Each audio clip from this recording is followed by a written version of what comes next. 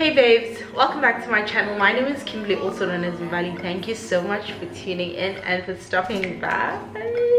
Today's video is just going to be a really chilled chit chat get ready with me, where I'm doing this makeup look over here, which is kind of a recreation of a makeup look I saw Chloe do. I have baby hairs for the very first time. I really wish that I did it on cam, but I did it off cam. If you are interested in seeing how I kind of did this makeup look, today's video is not going to be much about the makeup look and doing the makeup look, but more about the chats. But if you have any questions around the makeup, just pop them in the comment section down below and I'll be sure to get back to you guys. If you aren't already subscribed, please make sure that you subscribe to my channel. Grab yourself a drink, relax, and let's get into this video.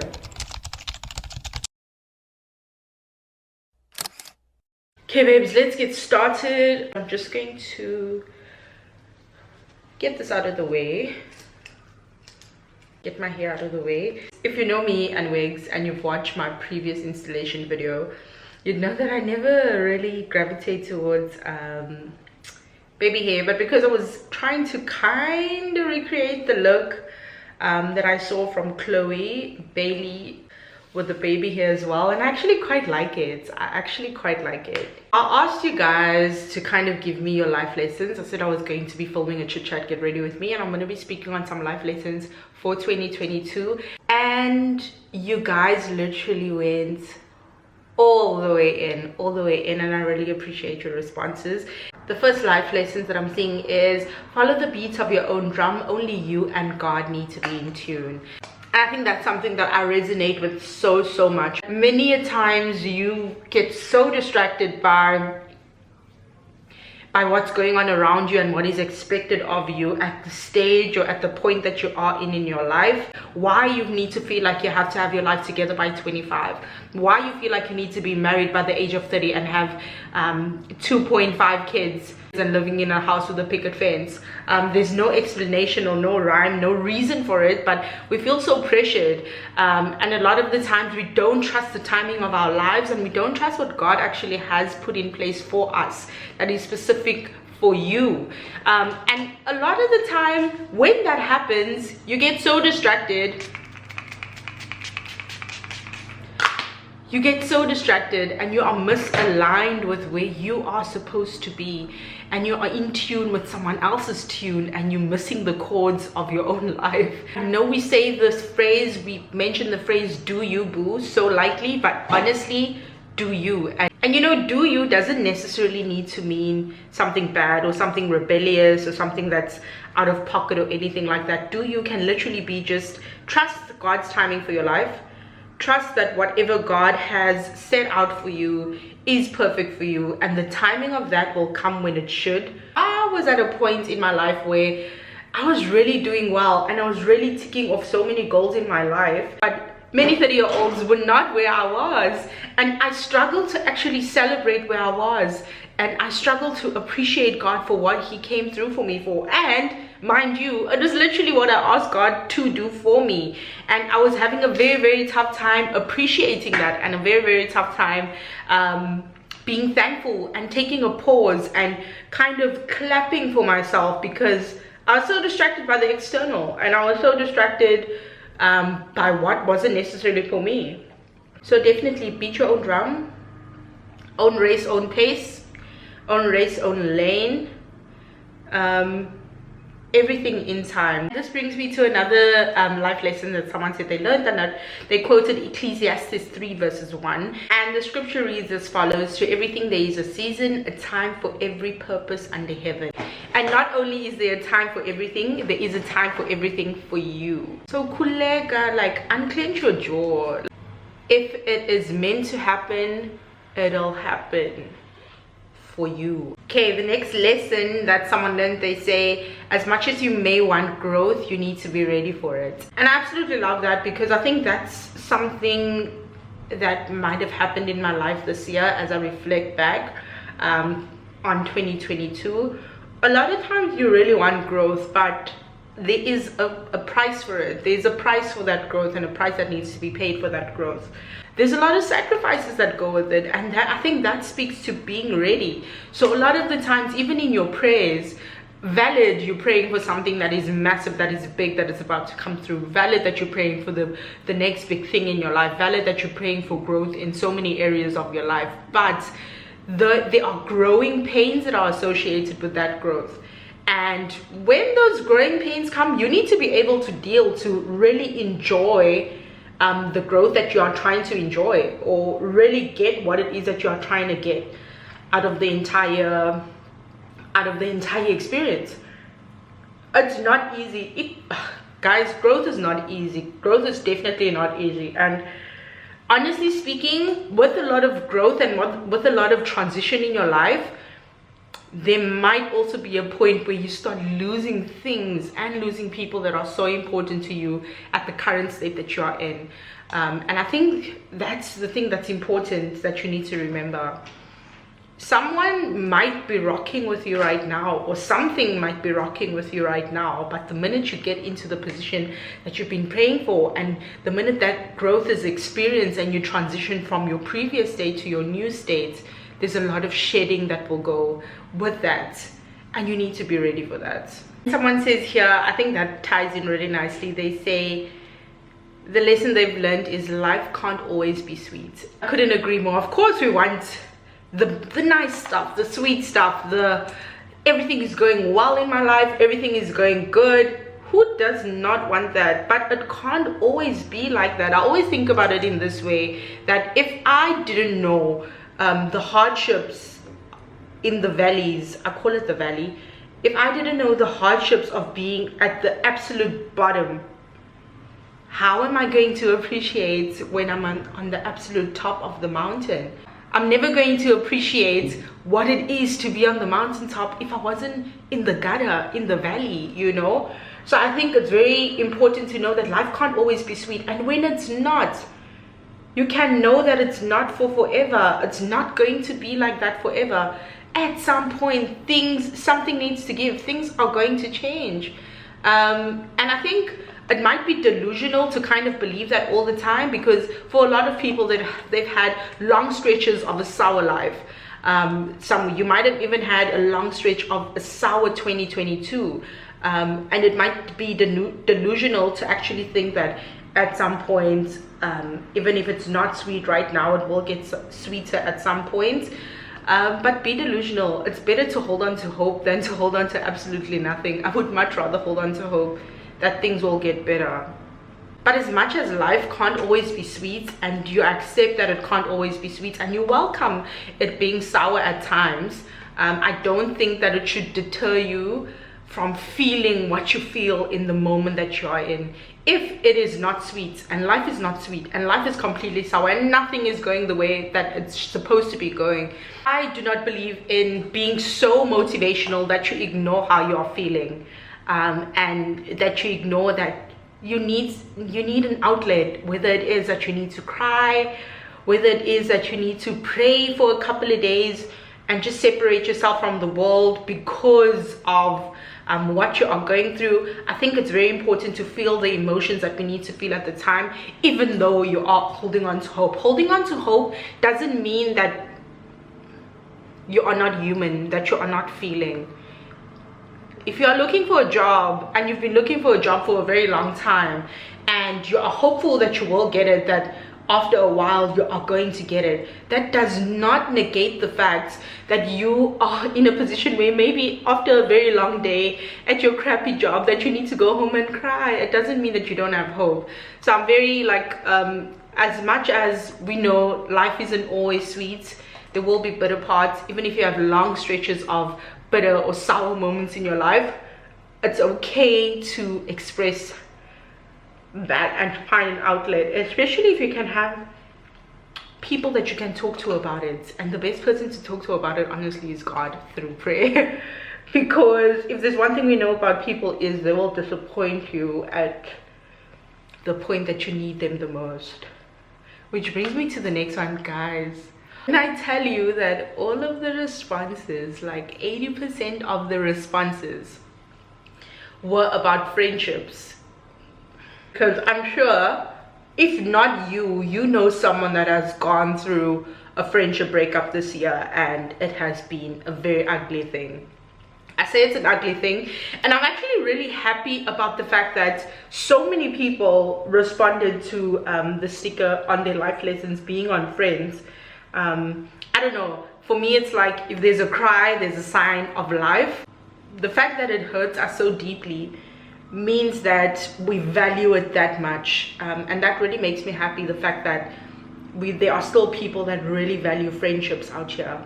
I've known personally and had my own experience with friendships failing and friendships not doing well, but if anything, before I get into some of the specifics, if anything, I just want to encourage you and say, don't give up on friendships.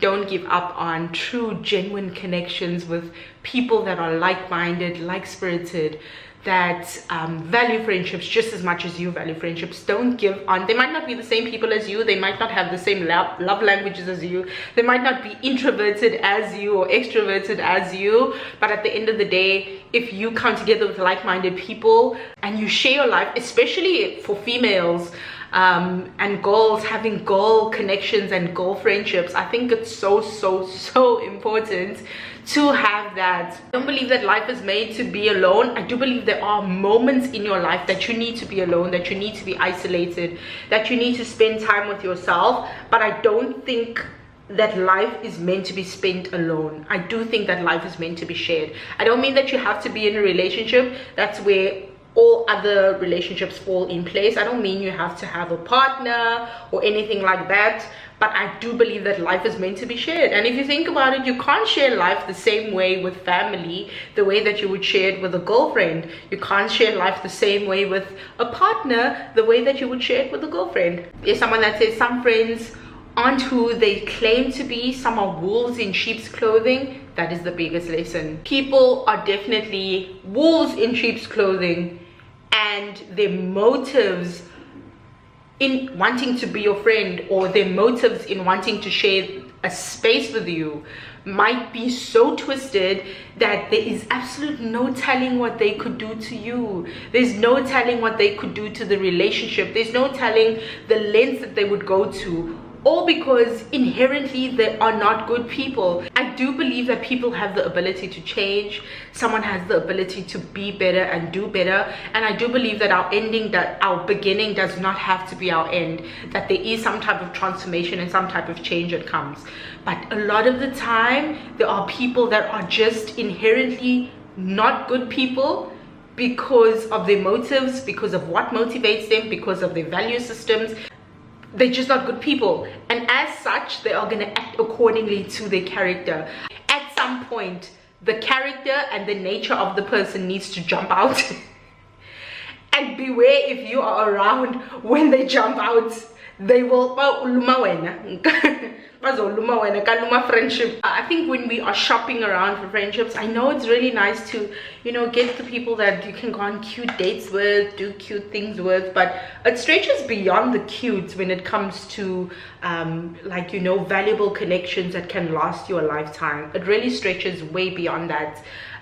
You want to know that you are a friend, or someone is your friend that actually has good intentions, but you also don't always know. That's why I'm like, you can't beat yourself up if someone surprises you along the way. It is not your fault. You can't beat yourself up for that. I just think about the Shinkwela case, the girl that got essentially murdered by her friends.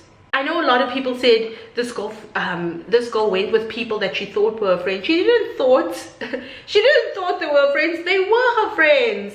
And at the end of the day, they just switched up on her. And I don't think that she could have been to blame for an instance like that, because absolutely anyone can walk into a situation where a wolf in sheep's clothing, you do not see it, there are no signs perhaps in the beginning, they become the wolf while in your presence and they bite you. There's nothing you could have done to stop that. No amount of caution might have prevented you from being in that situation or from trusting the person the way that you have trusted them. So really, it's not your fault. It's really not your fault.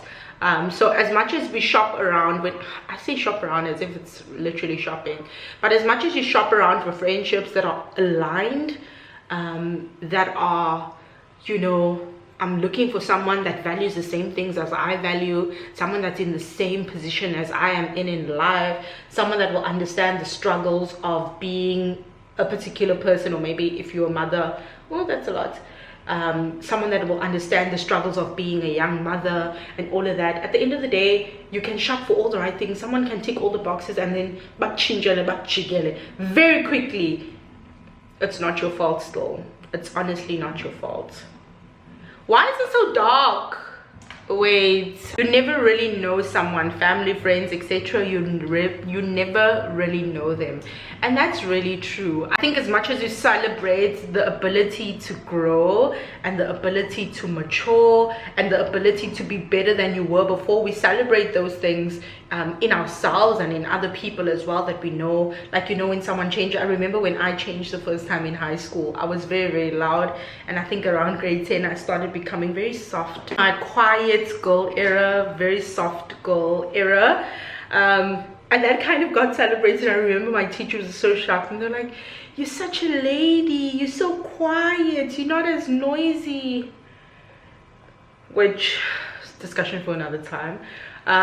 But it was something that was celebrated because kind of something good came forward. What was assumed was something good came forward, but the opposite is true. Someone can completely change into being a total monster. Into being a total monster. It's very possible. Someone that was once an amazing person to you, and I say to you because a lot of the times these things are very specific to one person. It's not something that you would find this person being really horrible, being a wolf to someone else. Maybe they're just a wolf to a couple of people. You can honestly just try and be careful and try and trust God that you are making the right decision when it comes to people.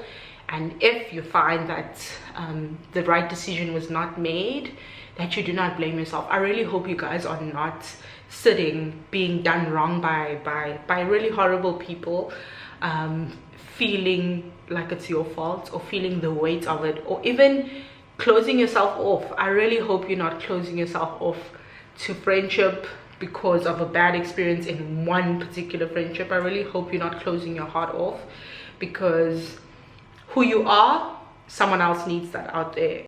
There's someone that needs a you, so please don't close yourself off.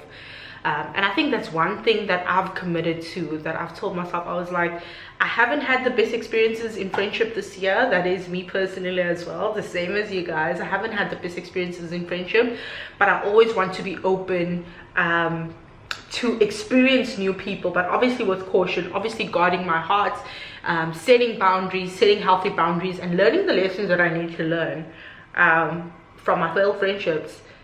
But I refuse to close myself off, because if there's one thing about me, I really love people. I love friendships. There is nothing better than sitting with a couple of friends, laughing until your stomach hurts, talking about absolutely nothing, but also at the same time quickly switching and talking about very, very deep things that you might not have told anyone else.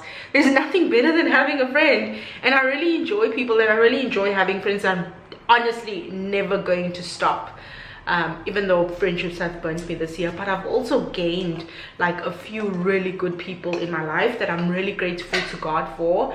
The sucky part about losing friendships is just the fact that it takes so much work to undo the hurt and to undo the damage that's been done. And sometimes the damage is so severe that you don't want to engage with people anymore. You don't want to be friends with people. You just don't trust anyone, which I completely understand.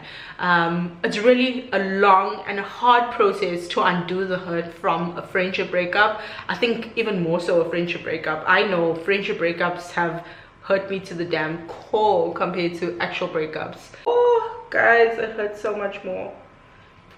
Think about it. I've had really good examples of friendships growing up. My mom is an extremely good friend. She's not perfect all the time, I can tell you that, because sometimes the friends would come over, and when they leave, my sister and I would have been like, girl, did you really have to say that? Did you really have to do that? She's not perfect, but she is such a friend. Like, I promise you, when my mom's friend is going through something, she has sleepless nights. If she can help a friend out in any sort of manner, she's gonna go out of her way So I've always admired the way my mom was a friend to her friends, and I've always said, you know what, I want to be that kind of friend. I want to be the kind of friend that my mom is to her friends. And beyond that, like, I remember obsessing over the example of friendship that I once read in a Bible story between David and Jonathan. They had a covenant, which is like a bond that they had. The covenant and the bond that they had was so strong, and they were so committed to each other that Jonathan was willing to betray his own father, who in this case was wrong, but he was willing to betray his own father for his friend, for the sake of his friend. I believe that friendship is a God-created thing, and it's obviously perverted by man. It's perverted by us and our shortcomings and our shortfalls. I just set my eyes right now, just my first set, with my last Laura Mercier powder. I'm so sorry. I need to get more, but I can't get it from Coles, and at Skin Cosmetics it's so expensive. I have to bite the bullet and get it. But I want to say, to round off the friendships topic, there are some of you guys that have us all the way messed up. And you know what? When I catch you, there's some of you that are just plain pure trifling, that are just plain pure, you know, you are literally just taking a fat chance. You are literally just taking a fat chance. And when I catch you, when God catches you, yeah, that's all I'll say.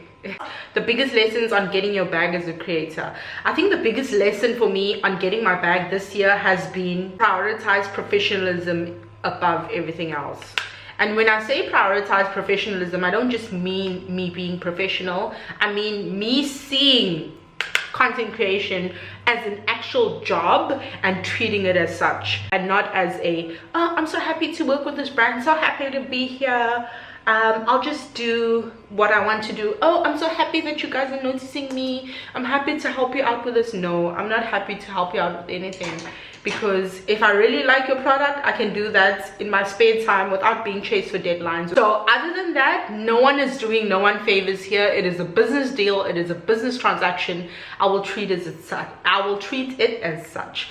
I will measure what the opportunity cost is for something for me, and I will charge accordingly. When I'm responding to you, when I'm asking you for something, I will act in a professional manner. I have dealt with a couple of brand managers that I am familiar with, not really friends with, but I am familiar with. Even then, I deal with them professionally. So I think that's the biggest lesson in getting my bag, and that's helped me have like peace of mind when I do get my bag. If things don't work out, I have peace of mind because I know I acted in a professional manner. I acted in the best interest of my business, which is Mbali Beauty, and everything else really is secondary. If you don't like me, that's fine. If you don't want to work with me in future, that's fine. If you are upset that I'm not accepting a trade exchange, that's fine. It's business.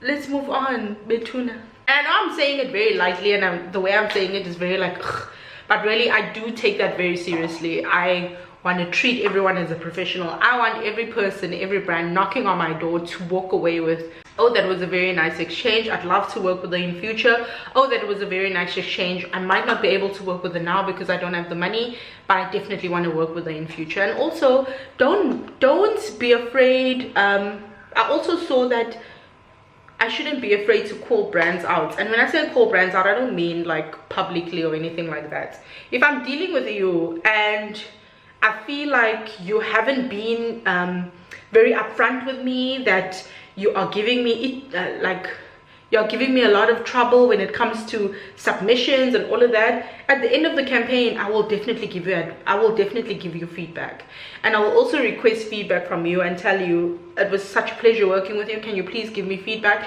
anything that can help me along the journey for the next person that I work with. In the same breath, as an entrepreneur or as an owner of a company or as a business, if you see that you're in a position where you are not getting your bag or you are not getting money, and you feel like the only way that you can get money is to pitch to someone why you are the perfect candidate for whatever job they have, do that, and don't shy away from that. I do not shy away from people reaching out to me. If someone is sending me, for example, you know, someone is sending me PR for the first time, and I've seen they've had a couple of campaigns and they've never actually given me a campaign, but they've given me PR that I've shared on my stories. I reach out to them. I'm like, yo, what's up? I'm sending these out to a couple of potential business partners. Here is my rate card. Here is my media kit. They can go through it, and in my media kit I have a section for why they should work with me. Because as a content creator, the work that you do is very personal, very close to your heart. It's very difficult to make such bold moves, to reach out, because you feel like, oh, it's so embarrassing. Why am I not popping enough where everyone wants to have me on the campaign? But honestly, there are limited resources. Not everyone is going to know you. Not everyone knows what you're good at. And sometimes you have to reach out. And a lot of times you don't even have to reach out, because you have one brand manager that's working with multiple people, and they're really open to including you in a lot. But there's a lot of times where maybe you have 3 months of being quiet without getting a campaign. There's absolutely no harm and no sin in reaching out. You never know what you could find. Okay, I finished with my eyes off camera. So next life lesson, someone said don't overshare. I'm gonna say yes and no. One, oversharing, not oversharing protects you from a lot of things. A lot of things, like if you overshare and the aftermath of your oversharing, or the fallout of it, I think it feels more severe if you've overshared, if too many people and the wrong people have access to some of the information that's very personal and specific to you. So in that case, oversharing, choosing not to overshare actually shields you and protects you. But the minute you overshare, it puts you in line of so much nonsense, if I can call it that, and unnecessary nonsense. I believe there are just certain things about one's life that not everyone should be privy to, everyone should know about your life, about your thoughts, even your thoughts. Like, even sharing your thoughts is oversharing sometimes.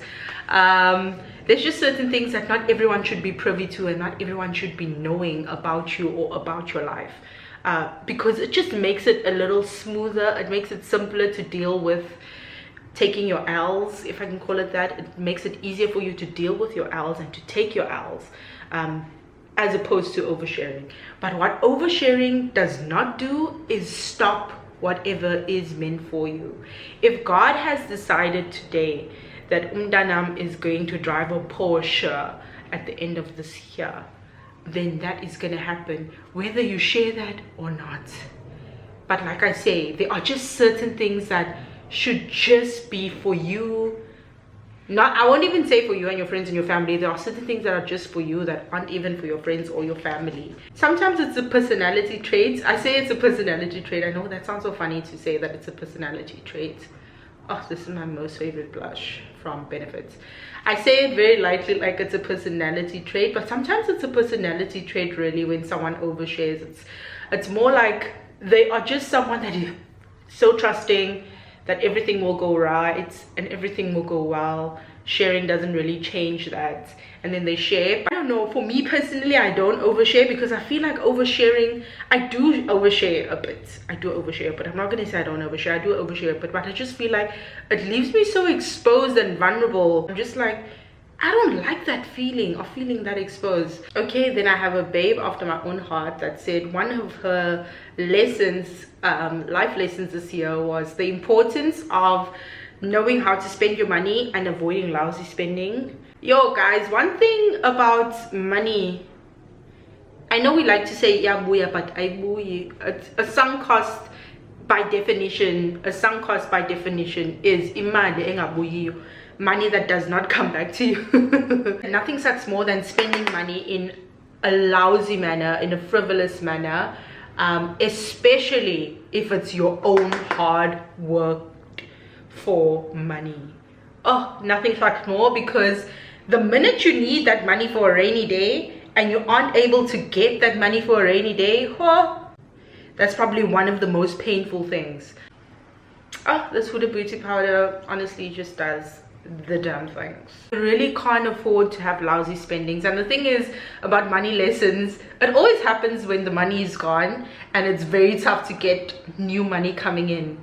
Not the best. You really have to work really wisely with your money. I always get questions about my lashes. I always wear Tandigama's Lash Me Baby in different styles. I've been abusing Dream, but because I have eye makeup on today, I usually gravitate to a more, you know, out there lash, and today I'm wearing Fantasy, which is a fantastic one.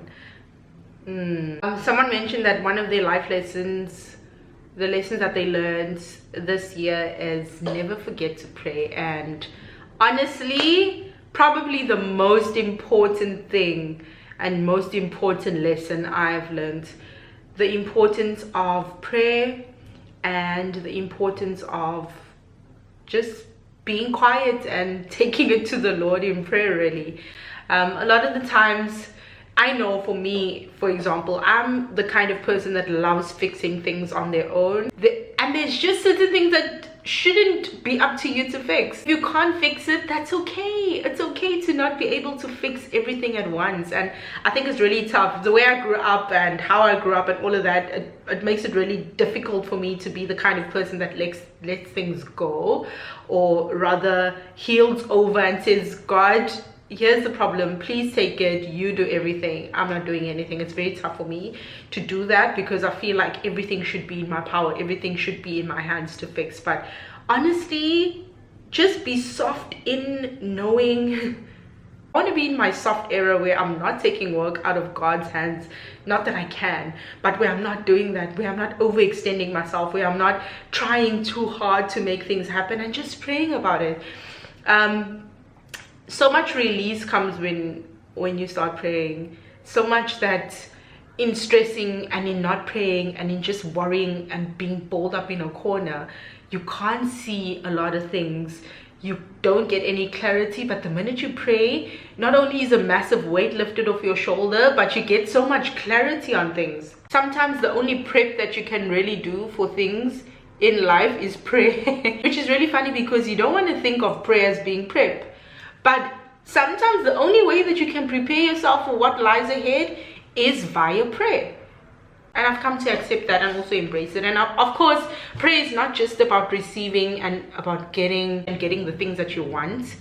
Sometimes prayer is about having a deeper connection with God. I just feel like it's better for me to know what God's purpose and plan is for me when I am in a deeper connection with God.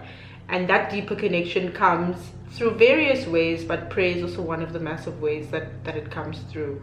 Don't forget to pray. If you watched my previous video, this is the same install. I'm on day 4 of this install. I just refreshed it a little today because I would say it probably lasts 3 days. Yeah. After this refresh, I definitely think it can go for another 2 days.